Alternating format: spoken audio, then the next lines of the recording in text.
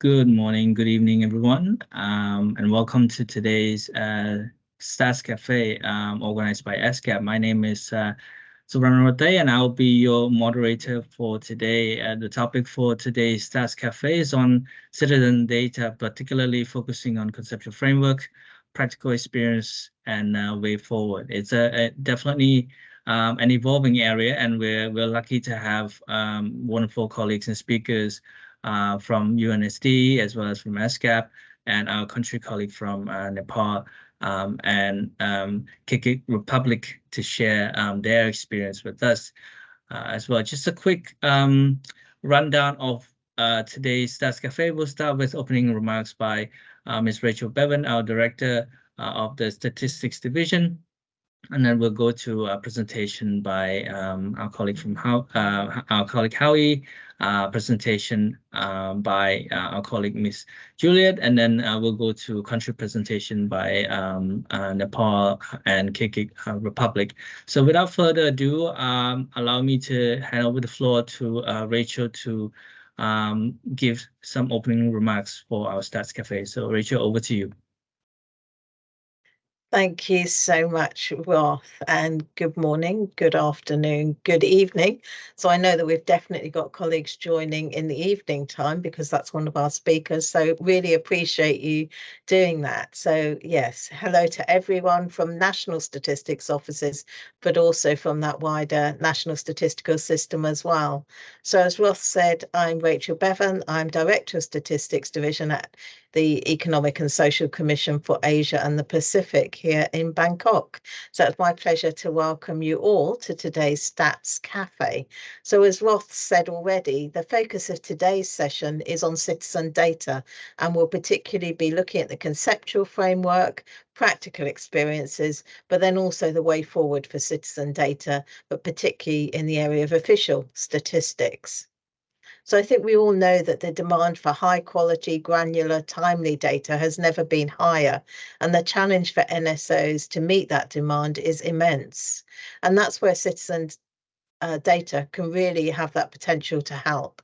It has the potential particularly to address that need for granular data, and it can help to meet the data gaps that we often see among marginalised and vulnerable groups, especially for SDG monitoring. And recent studies have shown that actually citizen data is already contributing or could contribute to increasing data availability for many of the SDG indicators, but particularly for SDG 3, 6, 11 and 15, probably a lot more as well that we haven't even begun to think about. So whether it's reporting on instances of physical or psychological violence, measuring water quality, crowdsourcing information on green spaces, on parks, open spaces which public can use. These are just some of the examples of how citizens can generate data that can then be used in SDG monitoring. But despite actually seeing that huge potential, when we look at the work of national statistics offices, we actually see that very few of them are using that data. And there's a lot of different reasons for why that might be the case. So because of that, UN Statistics Division, and we're joined today by Howie from UNSD, they organised an expert group meeting on harnessing data by citizens for public policy and SDG monitoring last year. It was just over a year ago in November, and it was here in Bangkok. And at that meeting, we were really talking about how to address this challenge and how to generate insights on the most effective way to promote the use of citizen data in official statistics. So the expert group meeting produced two very specific recommendations. So the first of those was to develop a conceptual framework on citizen data in official statistics. And the second recommendation was to establish a collaborative on citizen data. And both of those recommendations were then presented to the UN Statistical Commission and supported at the 54th session, which was earlier this year. So ESCAP's also organised a voluntary national review lab on citizen data, and that took place in July this year at the High Level Political Forum in New York. And we've also organised a side event on citizen data and health and wellbeing at UN Statistics Division follow-up expert group meeting in September. But I'm really pleased then today that we have some of the organisers and participants from those various expert group meetings and the Voluntary National Review Lab, and that they're going to be sharing with us their insights on what they've learned so far from the work. And I really want to particularly as well thank Mr. Rishi Ramsigdal from Nepal, who's going to be sharing about the work they've been doing, and Ms. Salia Sedak Matova from the Kyrgyz Republic. And they're both going to be really sharing their particular experiences of using citizen data in their work, but also their reflections of both being involved in those expert groups, which have been working to actually develop this framework. So I really want to thank them and thank everyone else for your continuous support and commitment to this work. So this is really one of those areas of work which is it's evolving, and it's evolving rapidly. But in terms of how it evolves, that really depends on you, because what we really want to do is to hear from yourselves about what's actually going on. And we want to make sure that the framework and that the kind of guidance that's developed really does meet your needs. So that's why I know we've only have time for a few reflections today in terms of the formal presentations, but I do hope that you can all engage in the chat function, and definitely kind of please do use that, not just to ask questions, but also, you know, put your own comments in there as well, what you think about this work. And if you know about other examples of similar work in your countries, please also do put those in the chat bar. And also, I know that Roth and I would also love to hear more about those.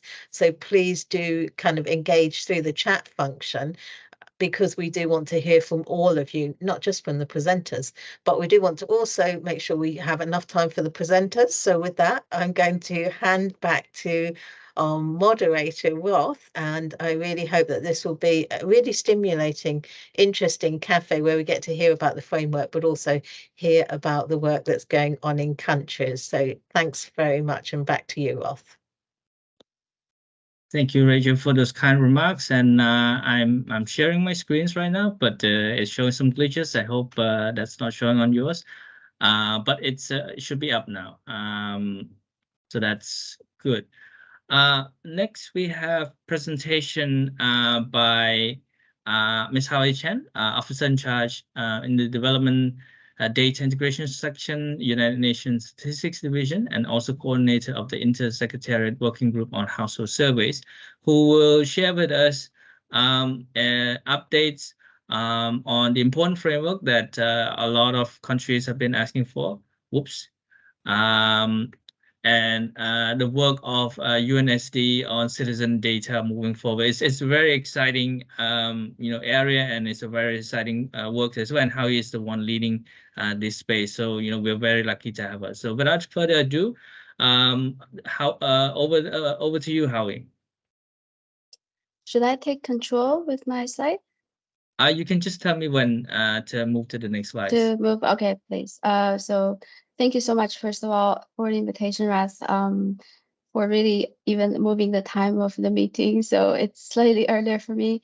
Also, really great appreciation to Rachel and her team for the entire ESCAP Statistics Division for the support on this work. It's been amazing collaboration on this. So this is the work on the Copenhagen, we call it Copenhagen Framework on Citizen Data. It's a work of the collaborative. It's not really only UNSD. You will see a little bit later. Next slide, please.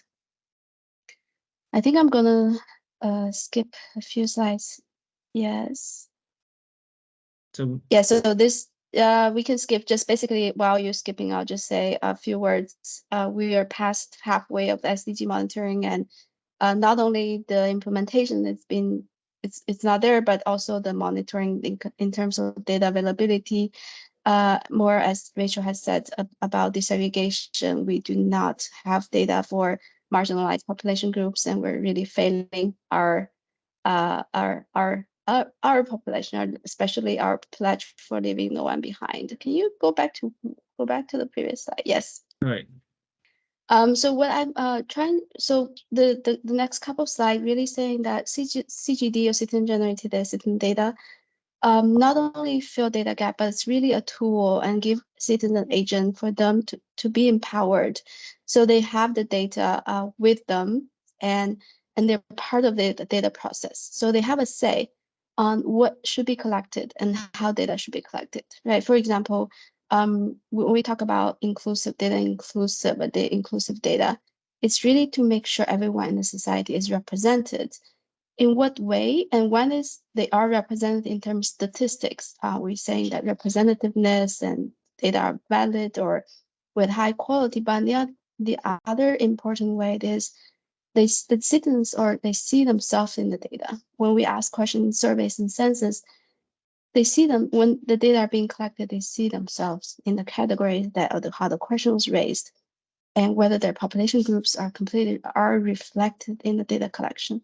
So it's not about just having data for them, but it's also about having the right way of collecting data that citizens are completely part of it. In the data collection or even from the beginning of the design phase that citizens are part of it. So this is what has been worked a lot on by UK ONS, Office for National Statistics, on inclusive data. They have a set of recommendations on how to move forward on that. Next slide, please. Just highlight a few things, right? It's having citizens in the data value chain help us building trust. It also really put us in a position that we are taking a whole system approach. The SDG process, the 2030 Agenda for Sustainable Development, entire implementation is about is taking a whole. Sorry. It's okay. Please continue. I'll okay. Taking a whole system approach, but also we want that to happen in the data space within the national data ecosystem. So it's about citizens, everyone sees themselves, and then the data are meaningful, data collection are meaningful to them. Next slide, please. So not going to say a lot of words about how important it is recognized at the very high level at the United Nations. Next slide. Want to cover more. No, so as Rachel said, our formal discussion started last year, exact the same, actually a little bit, I think in November, right? Last year in Bangkok, when we had our first expert group meeting, I remember in the conference room, back to the IEG SDGs. We had 15-ish countries really from NSO and CSOs debating on how do we leverage the power of citizen-generated data. And after that, everyone say, well, during the meeting, what are we talking about? This is the framework. Let's work on the framework and really give us a scope on what we're working with, what kind of data we're talking about. And how do we work together? That's a collaborative on citizen data. And at the commission, they were supported by national school offices. And at World Data Forum April, a collaborative was established, and we launched a collaborative. And next slide. Now, before I go into the collaborative and the expert group meeting, I would like to sort of bring in a few examples. I'm not going to go through all of them, but some of them might be citizen data, some not. But so these are for debate. We had them included when we were preparing for the Copenhagen meeting, expert group meeting in September. We had a lot of case studies and trying to set us on solid ground on really for debate on what are we talking about. Is this citizen data? Is that not? For example, here we have Brazil. There's CSO recorded the death of children because there's a lot of illegal mining in Brazil. So the CSOs or the association work a lot with indigenous population and recorded the death of children from diseases that could have been treated because of illegal minings. And then they brought this evidence to the state and said, look, there are things that can happen, could have helped these children. In Canada, CSOs collect data on, for example, on women's shelter, how they've supported women and children from violence, and Stats Canada highlighted them next to their infographics for SDG Go 5, side by side to the quantitative data that were collected by Statistics Canada. In India, the community-driven data really showed how different communities, in terms of access to services, or basic living standard had been quite different from national averages. Those data can never, these communities, you don't really reach them from the official statistics aspect. In Tunisia, I'm skipping Kenya, but in Kenya, there is a lot of data on. Kenya is really the frontier or pioneer country that have been working on CGD. So very active civil society organizations through the Kenya SDG platform, which is a platform for SDG implementation. In Tunisia, there citizens have been monitoring the water and quality using mobile phone applications. That's not water resources. Next slide, please. Now in Ghana, Ghana Statistical Service took a very proactive role and then worked with CSOs that have been working on collecting marine litter on beach, and then work with them on the statistic aspect. So they stick to the international agreed standard. These data have been used to report for SDG monitoring goal 14, I believe, is it 14, on marine litter. And then it was also in VNR, reported in the VNR. It was one sentence referring to that, but it's quite significant in terms of this indicator because very little data have been available.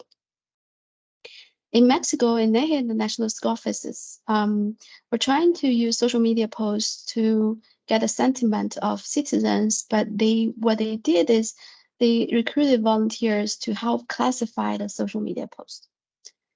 So these might be, so citizens are contributing to classification of social media posts. And then there's others that have been web scraping social media posts for sentiment analysis or the citizen data.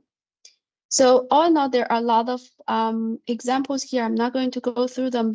Some are led by large company, for example, Facebook. They work to get partnered with universities during COVID and to really collect data information on self-reported COVID-19 related symptoms. That was a bit earlier, around in 2020.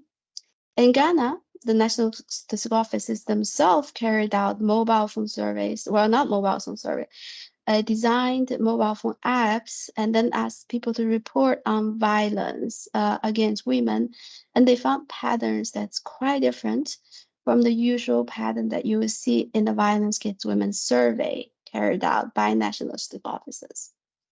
So we've been debating whether these are also CGD, given that they're initiated by national statistical offices. Obviously has some quality issues, many of them do.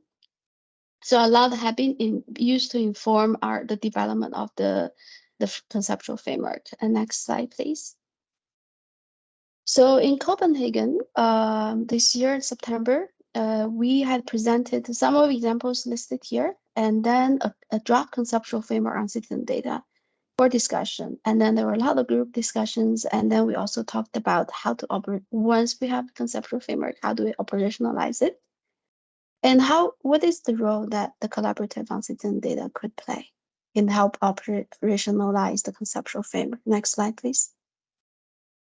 So these are the things that we've covered in Copenhagen. To point out a few things. The second one, for example, what is CGD? And we spend a lot of time, Rothy, you might remember, and other colleagues, Rishi and our colleague from Kyrgyz. We spent a lot of time debating on what is CGD. And we even changed one session, switched completely to a topic that everyone wanted to find the answer for. So we had very spontaneous switch of agenda, a change of agenda to really spend more time on that. And we had talked about key principles. Official data, official statistics has a set of fundamental principles for official statistics. Can we have something for citizen data? And roadmap, what do we do next? So that we have talked a lot about, and also the role of the collaborative. Next slide, please.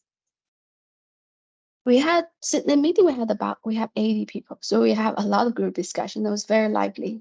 People were sitting, I think we had 10 tables. It was a really huge table. So after the meeting, we had further work on the framework reflecting on what has been discussed and the suggestions and comments input from the Copenhagen meeting. So in Copenhagen, we had about 20 countries. We have national school offices, civil society organizations. We also have national human rights institutions. And then, of course, we have academia, international, regional organizations.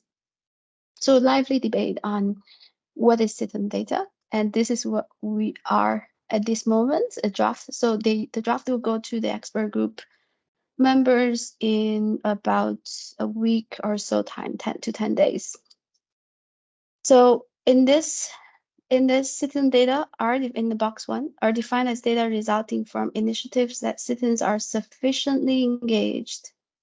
So this will be defined in the design and data collection stages of the data value chain. So you see two things, right?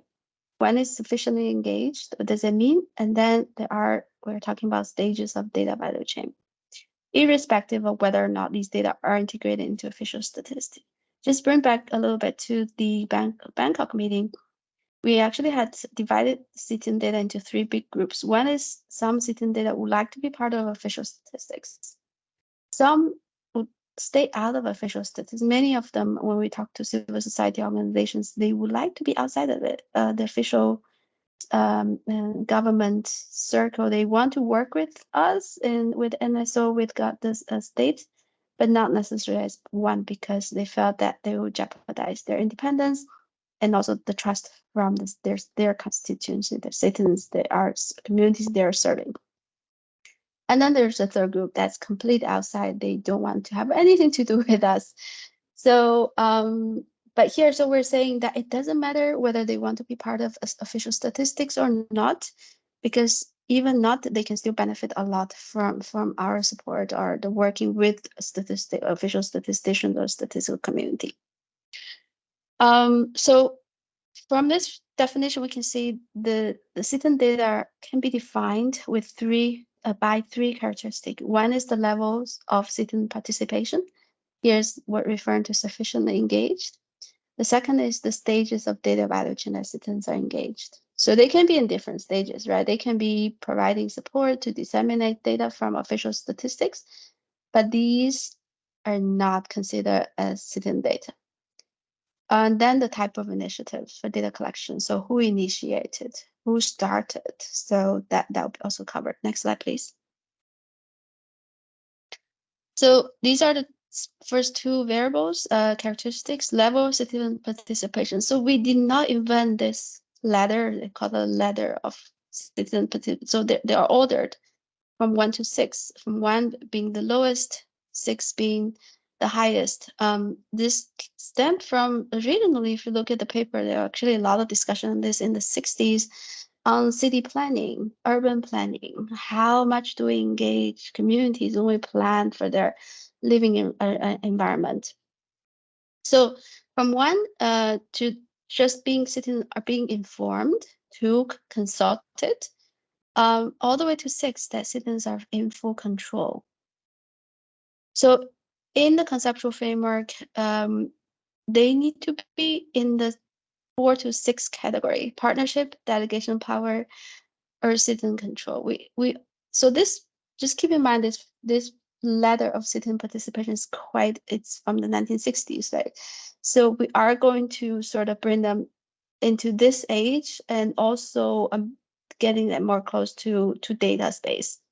So continue to work on, but this is a sort of a broad framework we're following for the level of citizen participation. So in essence, citizen needs to be in this ladder 4 to 6 in the first 3 stages of the data value chain: design and data collection.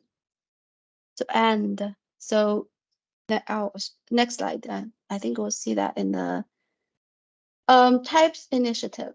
So we have right now 6 levels of initiative types. One is completely from civic action, so fully driven and generated, owned by citizens, communities, and civil society organizations.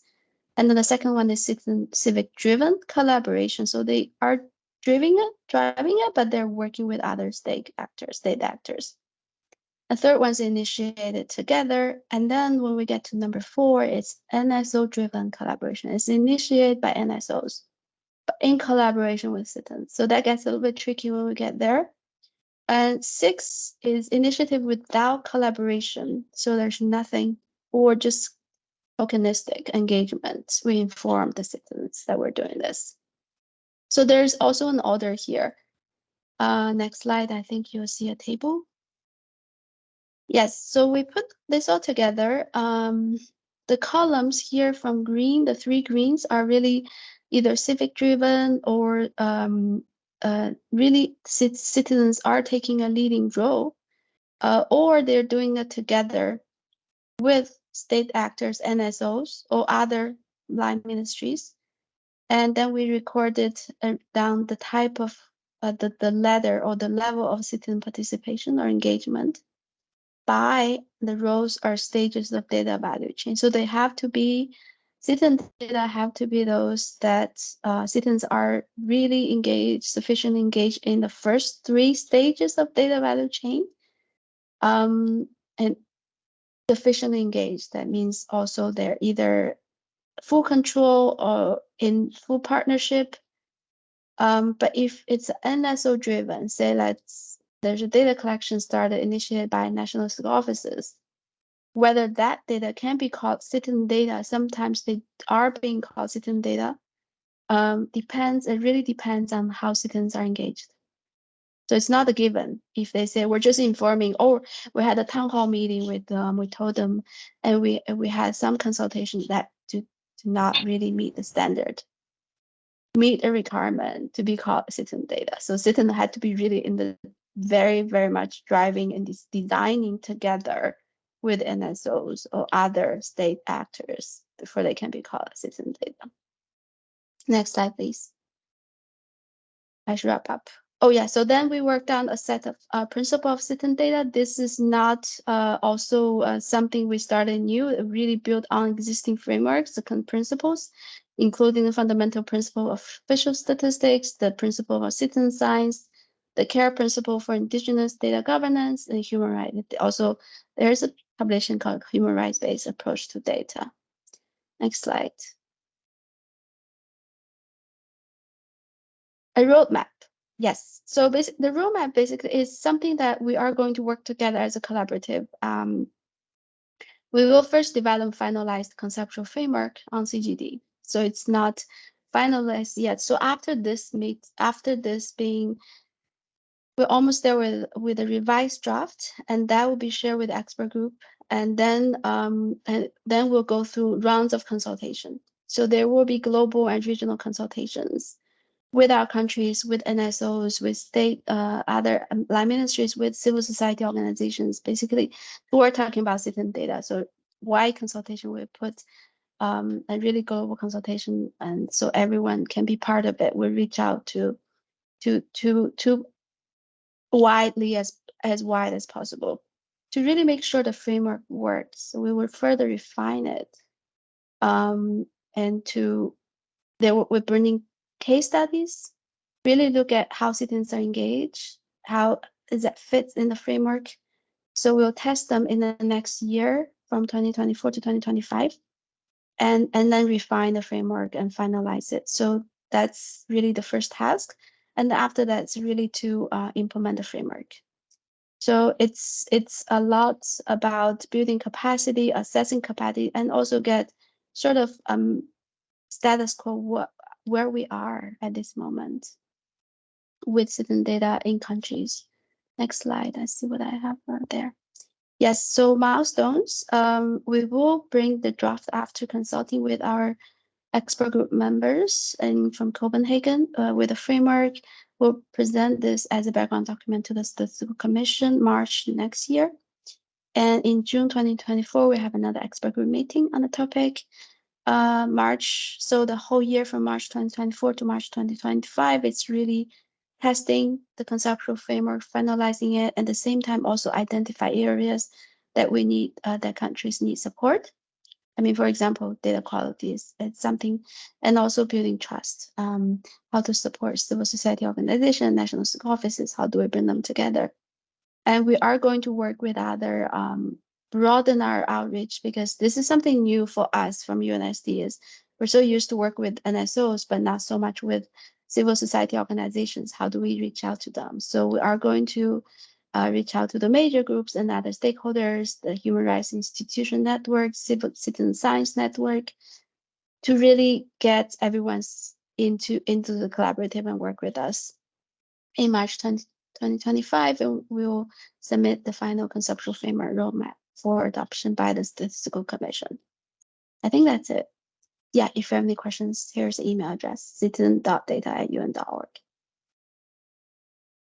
Thank you very much, Howie, for giving us a very insightful look into the work of citizen data, the background, as well as the content of the framework, and more importantly, also the plan for the future. It sounds very exciting in terms of testing elements of the framework, but also having a regional, global consultation on the framework as well. So looking forward to that.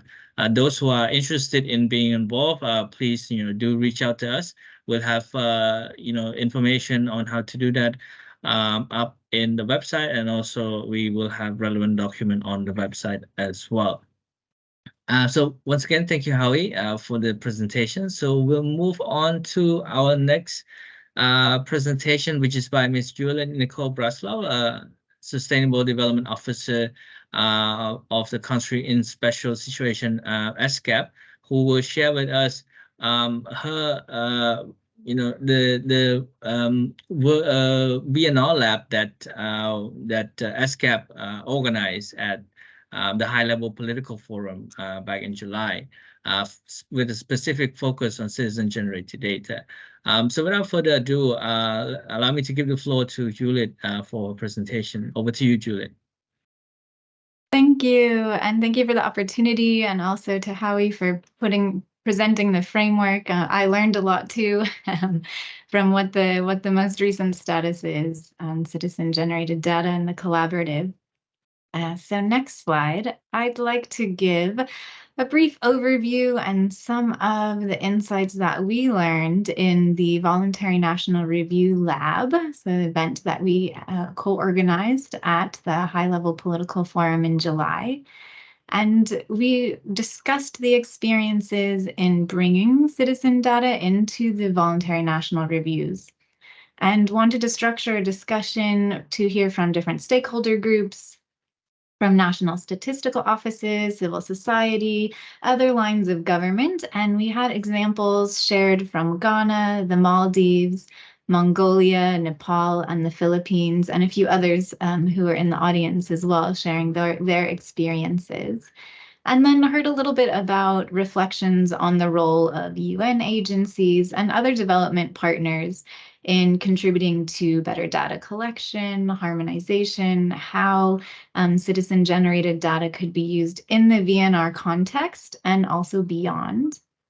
So it was really about sharing experiences on a variety of non-traditional data to help fill some of those data gaps that we all know well about, and to help support SDG monitoring, because the voluntary national reviews really provide an opportunity and a moment in the review of SDG implementation that can galvanize partnerships that may not have existed before or strengthen those that were sort of getting started, can provide an opportunity to explore and try new approaches with sort of this final product to kind of pilot and share, which is the report itself. And then an opportunity to use non-traditional data sources, because we know about all of the struggles that countries have in data gaps, to be able to share, well, what is the progress? What is the story of SDG implementation in their respective countries? Next slide, please. So some of the insights that we heard from those who were sharing from their own experiences from countries and from civil society and other development partners was how important they'd found it to have a very specific purpose for the citizen-generated data. So a problem to solve, a specific data gap, something that really had a specific purpose and was demand-driven. And then something that really helped within the context of the VNR, but I think in general, was establishing guidelines and mechanisms to involve different stakeholders.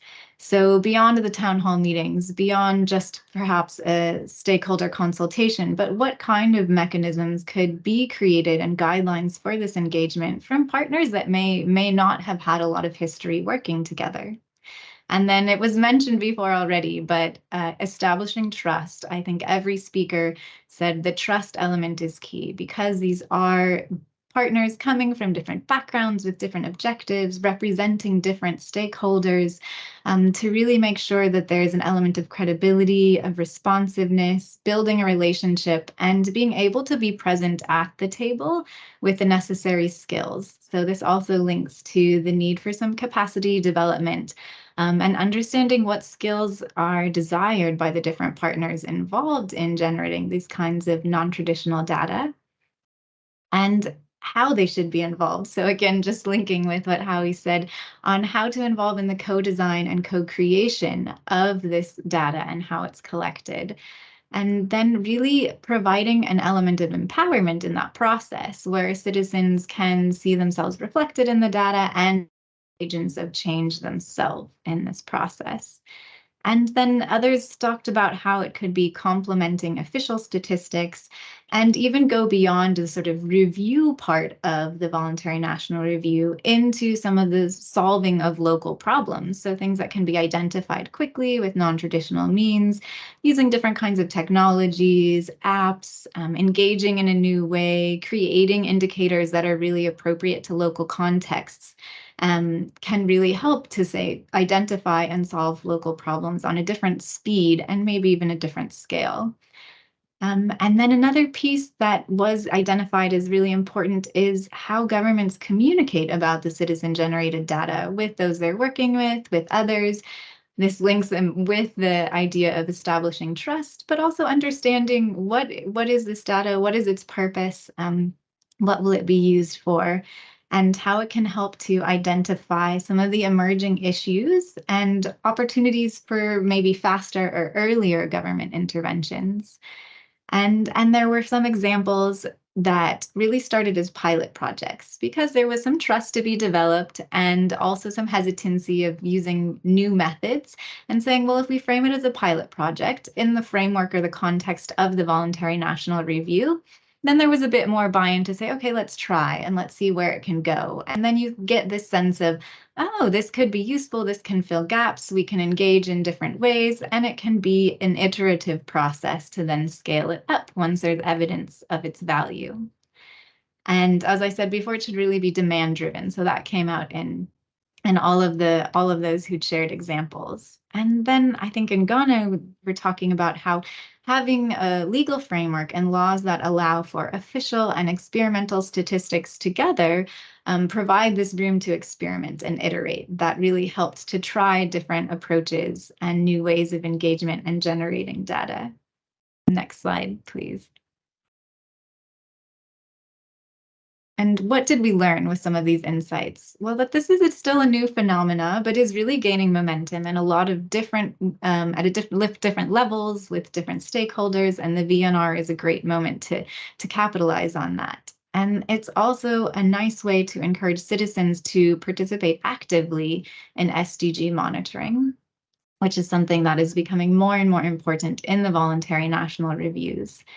And that citizen-generated data can help fill gaps with more timely data, a lot of qualitative data, open and really disaggregated, as Rachel said at the beginning, getting to that granular level of information, and can complement the official statistics and uplift the voices and the experiences and realities of the most vulnerable, and helps leverage the ownership and contextualizing really in the local context, the data, and really contributes to a whole of society approach for implementing the 2030 agenda and really the spirit of leaving no one behind. And it can provide a great channel for national statistic offices to engage and connect with different partners directly with citizens and help improve that communication, transparency, inclusion, and accountability, which leads to the important trust element. Next slide, please. So what are the key emerging lessons from this VNR lab that we had in July? Well, trust is one of the big messages, the importance of building it amongst the wide variety of stakeholders. And then effective communication as a key element of collaborating successfully, of trying new methods and technologies, and then being able to iterate and improve them. And that the VNRs provide a good context for enhancing this collaboration and trying something new, and also having an end goal with a relatively short time frame to see how it went, to sort of evaluate and then see how it could potentially be taken forward or institutionalized. Next slide, please. So thank you. This is just a quick glimpse based on these discussions we had in July, and we have more information on ESCAP's work on voluntary national reviews if it's of interest. And I'm also quite interested to see how potentially the collaborative could become engaged with countries who are in this moment of review during their voluntary national review process, and where there's a lot of opportunity and possibility for engaging these different partners and bringing in these pieces of data that are missing to the puzzle. Thank you very much. Thank you, Juliet, for the very insightful presentation. And it's very good to know that the application of citizen-generated data in the VNR process align very nicely with the work that UNSD is doing on the framework and the collaborative as well. So there are plenty of room for collaborations, between the two, and also with those of you who are online at the moment as well. So please do reach out to us, and we'll be happy to be in touch and share more information as needed. Thank you once again, Juliet, for the presentation. So we will now move on to our country presentation by our colleague from National Statistics Office, Nepal, Mr. Rishi Ram Sigdal. He's the director of the training section of the NSO of Nepal, who will share with us Nepal's experience on exploring the use of citizen data in his work. So without further ado, over to you, Rishi. Thank you, Rod. Can you hear me? Yes, we can hear you well. Okay, okay. Thank you, Rod. Thank you. Good morning, good afternoon, good evening, everyone. I am Rishi from National Statistics Office, Nepal, and presenting my experiences on citizen data. Before going to my presentation, let me thank Harvey and Juliet for the insightful presentations. I really learned a lot from your presentations, Harvey and Juliet.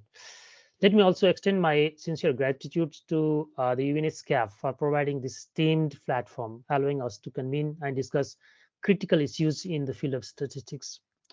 Now, let me welcome you all in my presentation. Today, I am honored to share insights on the transformative journey of Nepal in the realm of citizen-generated data, a topic that captured the attention of National Statistics Office of Nepal. My experiences, particularly after participating in the enlightening workshop in Copenhagen, have illuminated the potential of CGD to bridge existing data gaps and foster inclusivity in our statistical endeavors. Okay. Let me categorically share my experience before and after the workshop. Before the workshop, the concept on CGD was relatively new, and our understanding of its global practice was limited. The dynamics shifted profoundly following our participation in the enlightening workshop in Copenhagen. Concepts and initiatives related to CGD became clearer, and the diverse experiences shared by countries were a source of inspiration. It became evident that CGD holds the potential to serve as a powerful alternative data source, particularly in monitoring sustainable development goals, promotion of human rights, and assessing service coverage, especially for the marginalized populations. We clearly recognize its pivotal role in fostering an inclusive society as well. Next slide, please. Okay. Furthermore, CGD is not integrated into the official statistical framework, and communication with civil society organizations in this domain was rarely practiced. After the workshop, NSO has initiated discussions on CGD. NSO also initiated discussion on it for its inclusion in the second National Strategy for the Development of Statistics and in ongoing consideration for statistics regulations. Of course, we are eager to work on this area. Nevertheless, we need approval from the government, and thus we are seeking it. Next, please. Okay. In our current statistical landscape, the National Statistical System incorporates data from the NSO, government organizations, and public institutions only. However, the demand for data is higher than the existing capacity of government organizations. That leads to huge data gaps in the NSS, I mean the National Statistical System. Here, citizen data emerges as a potential alternatives.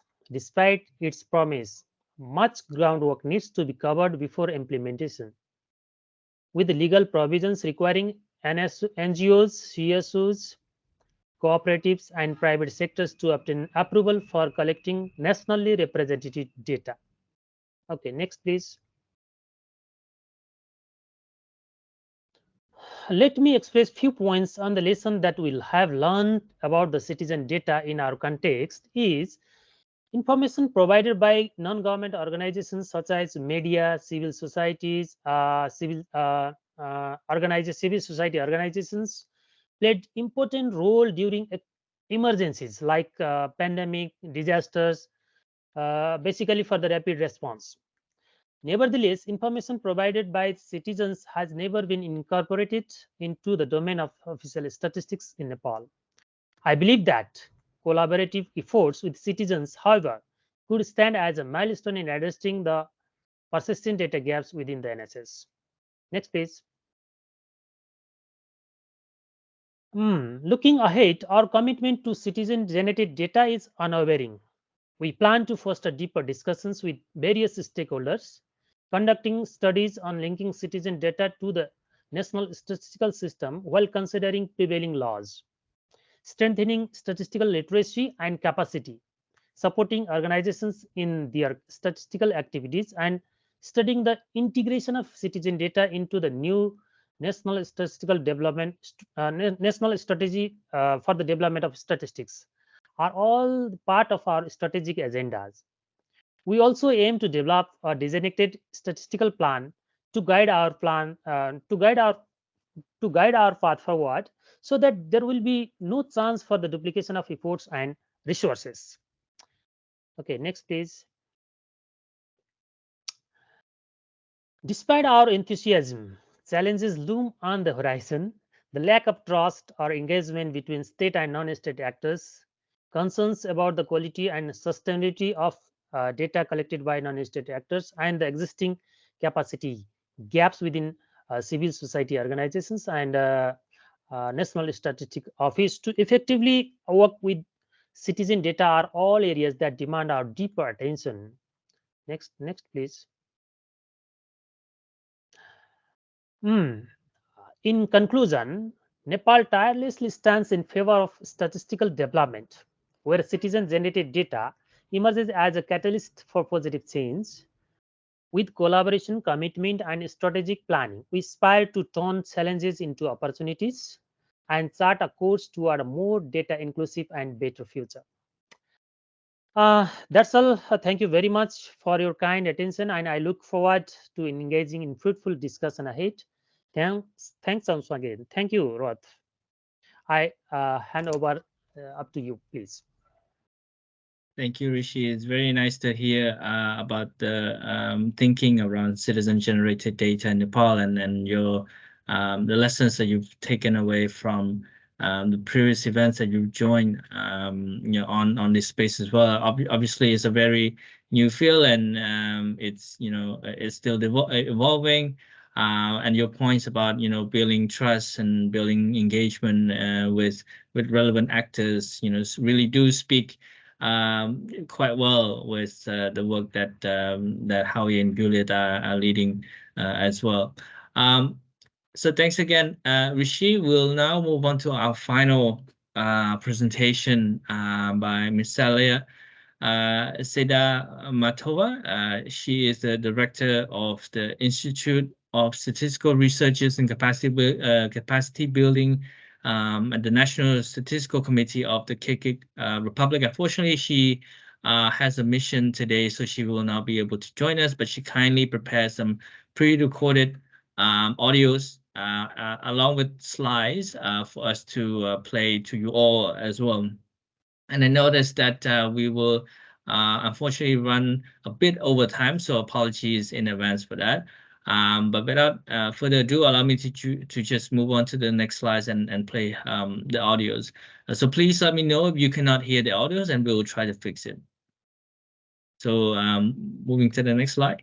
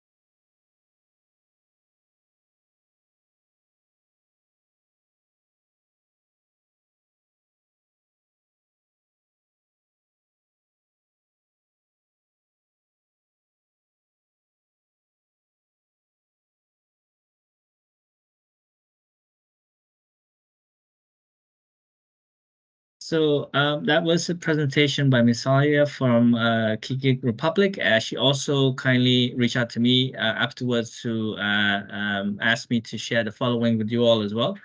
And I'll read out what she sent through. At this time, NSC is to define what kind of citizen data exists, who are the main providers, and if they are ready to share with NSC the informations. Then only next step will be evaluation of the data quality. Still, NSC is to incorporate citizen data into the next VNR process. So that is very interesting, very good to know that for KQ Republic, they're moving ahead in terms of really, exploring in depth on how they can integrate citizen data into their VNR process, as well as broader SDG monitoring. With that, we've come to the Q&A section, and apologies, we will have to keep the Q&A a bit short to make sure that we don't go over time for too long. Still with us at the moment. I'm just looking at the chat now, but please feel free to raise your hand and turn on your video and audio to speak. If you prefer to ask your question verbally, then you're welcome to do so as well. I see that there's one question from Mahesh to Howie. The question is, what is envisioned to ensure sufficient participation in CGD, or how can sufficient participation in CGD be ensured? Howie, would you like to try and address this question from our colleague Mahesh? Sure. So I think this is if we're talking about CGD, if they meet the definition, there's already sufficient the engagement of citizens. If, for example, if it's an initiative that's initiated, led by civil society organization, we do have a note in the conceptual framework that citizen engagement and community engagement is not always there, even if it's a CSO. So it could be a CSO led or a national school office led. Even with the CSO, civil society organization led initiative, it doesn't automatically equal or saying that the citizens are sufficiently engaged. It can be a multinational civil society organization, NGOs that is leading a data collection, but it doesn't mean that citizens are engaged. So for us, because that's the conceptual framework, so we'll be really looking at how it's being done in the field. How are they engaged? So this is where the case studies will come in, and then really look at the good examples, and then they'll come to how to, right? If we see a lot of great examples in the field, in the case studies, and these will be generalized or generated into guidance for others to learn. So we don't know exactly. I mean, there's so much going on in the field. There's so much data collection. How each one of them has been doing and how citizens are engaged it's not very clear because it's so different. The other thing we also like almost like a byproduct, since I'm also wearing the head of the Intersecretariat Working Group on Household Surveys, we will very much would like to take this opportunity to push NSOs to be more inclusive in their data collection, really having more engagement of citizens at the design and data collection stage for citizens to have a say. So that's something we're also trying to achieve, to make surveys more inclusive, real inclusive, not just having a town hall meeting. I heard Julia say a town hall meeting is not sufficient. That is true. It was very clear, right, Ralph, during the meeting that, having a town hall consultation meeting with civil society organizations is absolutely not sufficient as engagement. Yeah, not effective as well. So, those are good points, and, thank you for addressing the question, Howie. I hope, the answer is to, you're liking Mahesh, and also, just to reiterate that this is an evolving field, and the framework is pretty much a living document, and we'll welcome any opportunities that we can get to integrate feedbacks, to listen to you all, and try to make this document helpful for everyone, not just for the CSO who are working on this, but also for the NSO and also for the public, the citizens who are providing the data as well. So please do reach out to us even after this Stats Cafe. Colleagues, if you have questions, please feel free to put them in the chat or raise your hand, and we will allow you to verbally ask your question if any.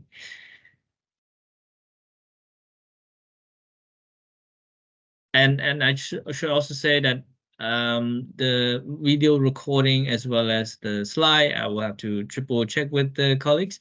You know, up on the webpage after this Stats Cafe as well. And you know, you can go through the slides and find their contacts and reach out to them individually or reach out to us at ESCAP, and we'll be happy to connect you to those involved. So I believe we don't have any questions at the moment.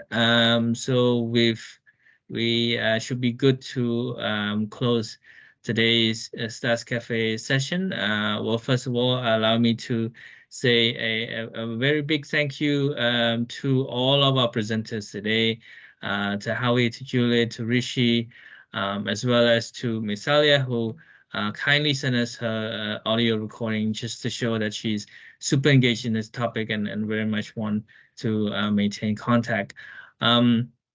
You know, it's an interesting field. It's a field that everyone you know, is curious about, and everyone wants to see how we're going to go ahead and develop further. The framework is a prime example of how we can conceptualize and operationalize this space.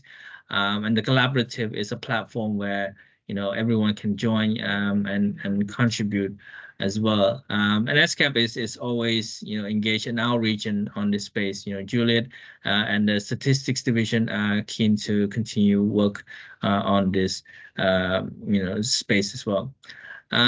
With that, thank you all for joining us. I hope you've learned something from this Stats Cafe, and please do reach out to us when you can and if you're interested. Thank you, everyone, and have a pleasant rest of your day. And I hope to see you all in the next Stats Cafe session.